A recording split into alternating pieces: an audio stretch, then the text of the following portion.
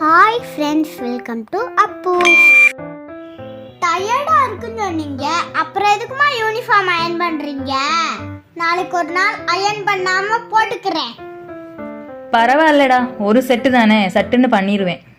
ஏமா கண்டிப்பாக அயன் பண்ணி தான் போடணுமா? அயன் பண்ணணும்னு கண்டிப்பாக ஒன்றும் இல்லை, சாய்ஸ் இஸ் அவர்ஸ். இதோ பாரு எவ்வளோ சுருக்கமாக இருக்கு.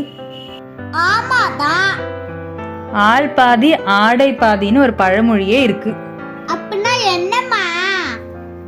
நம்ம தெரியாத ஒரு இடத்துக்கு போறோம்னு வச்சுக்கோ, அங்க உன்னோட அப்பியரன்ஸ் வச்சு தான் அவங்க ரெஸ்பெக்ட் கொடுப்பாங்க. அப்புறம்தான் உன்னோட ஆக்டிவிட்டீஸ் பிஹேவியர் எல்லாம் பார்ப்பாங்க.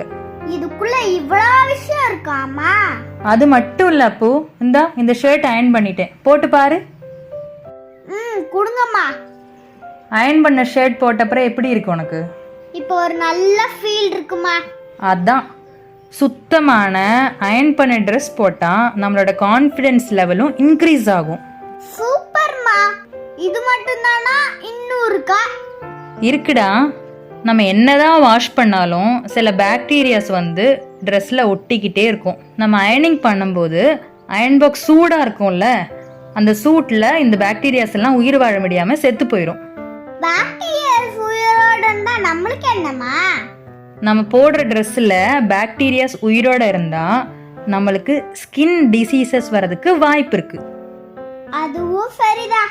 அப்புறம் அயன் பண்றதால சுருக்கங்கள் எல்லாம் போய் துணி கிழியாம அதுக்கு லாங் லைஃபும் கிடைக்கும்.